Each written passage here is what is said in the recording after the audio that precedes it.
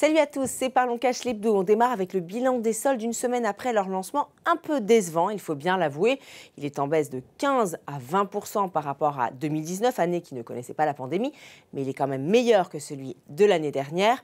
Après une grosse affluence au moment du déconfinement le 19 mai, les ventes se sont depuis essoufflées. La faute sans doute à une météo maussade, mais aussi à l'envie des consommateurs de profiter des bars et des restaurants. Il reste toutefois la deuxième des marques. Et on poursuit avec les Français qui boudent leur chéquier. En 2000, il était le moyen de paiement le plus utilisé. Depuis, son volume a été divisé par 3, selon la Banque de France.